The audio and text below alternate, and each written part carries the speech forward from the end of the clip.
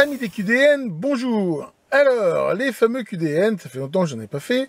Alors, un vrai QDN où je vous montre plein de trucs, ça va pas être pour tout de suite quand même, parce que, justement, en ce moment, ça arrive un petit peu au compte-gouttes et par-dessus, en fait, tout ce que je voulais vous montrer. Mais par contre, je peux vous faire ce que j'appelle un QDN focus, où je vais vous montrer 3 trucs que j'ai trouvés sur Internet, et dont un est pas terrible en fait.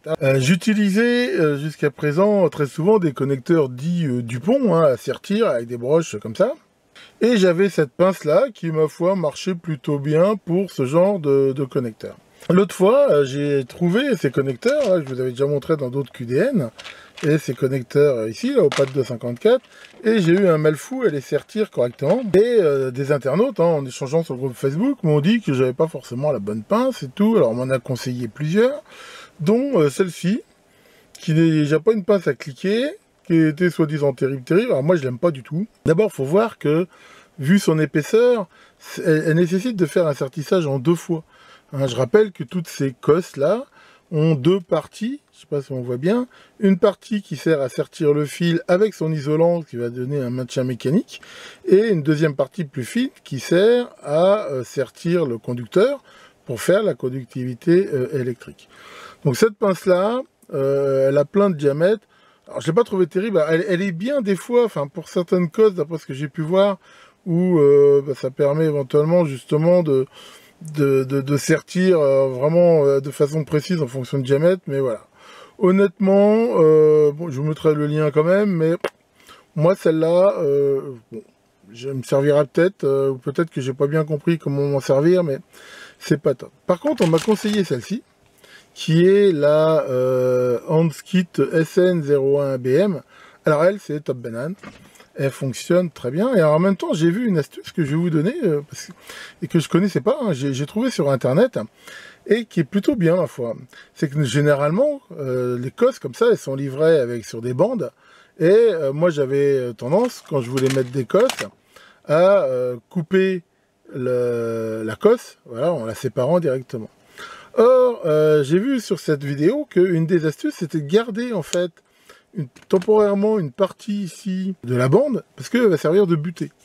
Donc l'idée c'est quoi? C'est que là, j'insère la cosse là à l'intérieur, et voilà, en tirant derrière, je suis sûr que elle est, on voit ici que le bout de bande sert de butée. Donc je commence à aller un petit peu au bout, on peut même la replier comme ça, ce qui fait que maintenant, je peux prendre là mon fil que j'ai dénudé.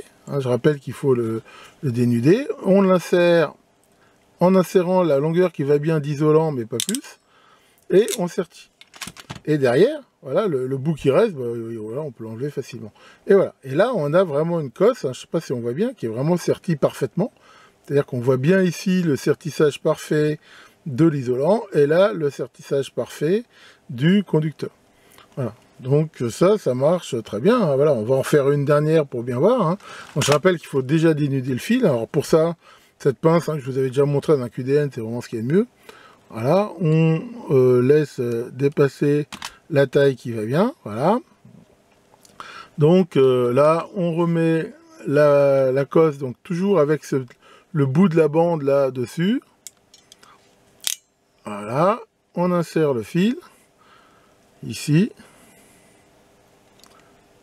Il faut bien faire gaffe que tous les brins rentrent bien à l'intérieur. On sertit en serrant à fond, et voilà, encore une qui est parfaitement bien mise. Donc déjà pour les cosses Dupont, elles marchent même mieux je trouve que celles que j'avais. Et voilà, là, voilà. En même temps, là par exemple j'ai pris du fil silicone.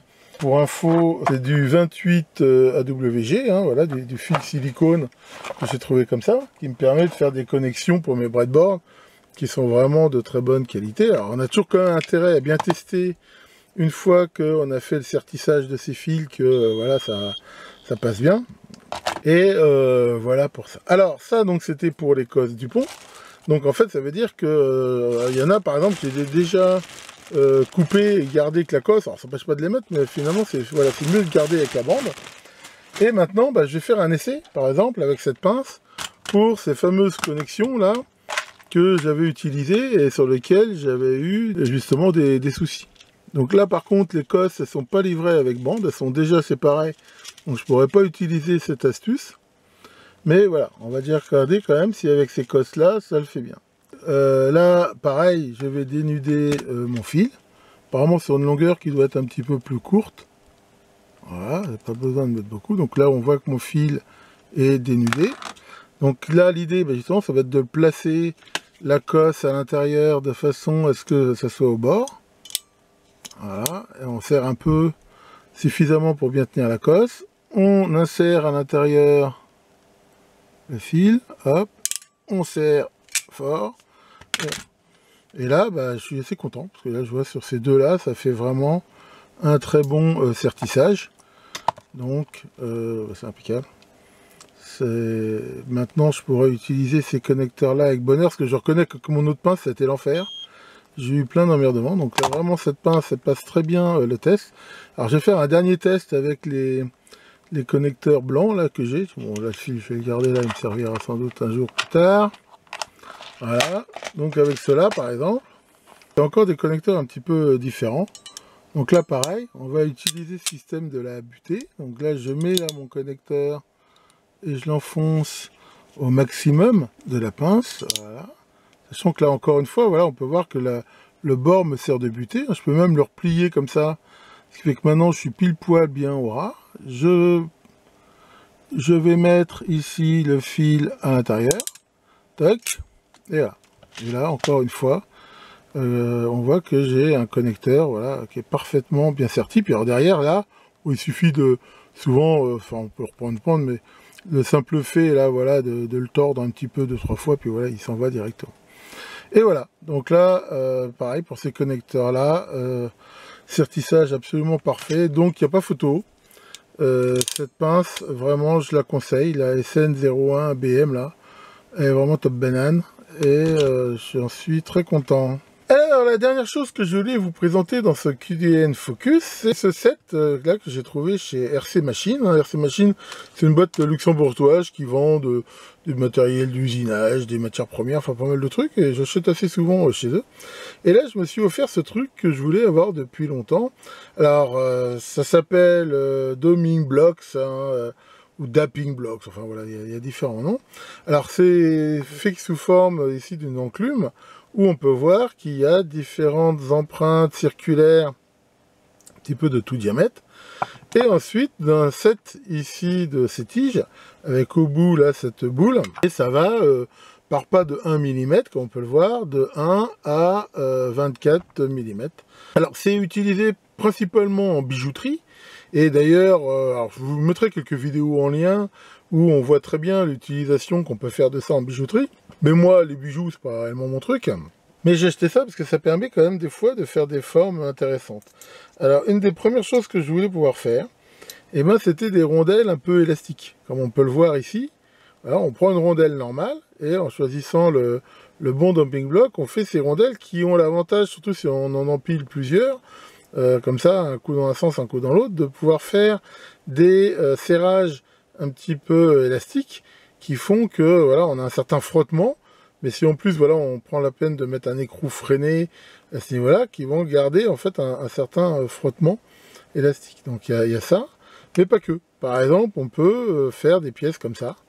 Voilà, là je suis parti de rondelles qui étaient plates, et voilà, j'en ai fait par exemple là ces trucs-là.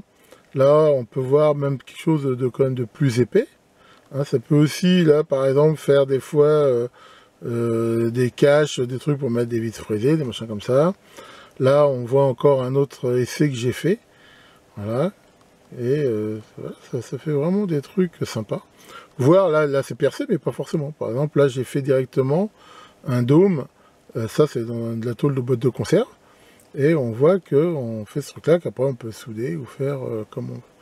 Donc c'est vraiment très simple à utiliser. Alors ça peut s'utiliser aussi, donc soit avec un marteau, hein, c'est-à-dire voilà, on tape dessus, mais on peut aussi le faire, moi c'est ce que j'ai fait avec ma presse, hein. J'ai une presse qui peut donner jusqu'à 1 tonne d'appui, et le faire. D'ailleurs, on n'est même pas obligé d'utiliser ça. Des fois, on peut aussi utiliser une bille en acier, par exemple.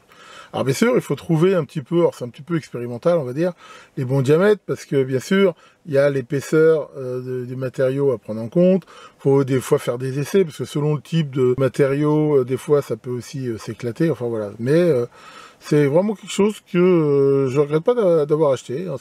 Alors, je vais être franc, hein, c'est pas le machin que je vais utiliser toutes les picosecondes, hein, mais c'est voilà, pour faire certains trucs assez utiles. Alors, en plus, on n'est pas forcément obligé de travailler des formes rondes. Hein. Encore une fois, regardez un peu les vidéos, là, je vous ai montré là, de gens qui d'ailleurs sont même plus expérimentés que moi sur ce genre de trucs, qui vous montreront un petit peu l'usage qu'on peut en avoir. Voilà donc pour ce petit KDN Focus qui j'espère vous aura intéressé. Comme d'habitude, je mettrai en lien les endroits où j'ai trouvé ces différents trucs que je vous montre.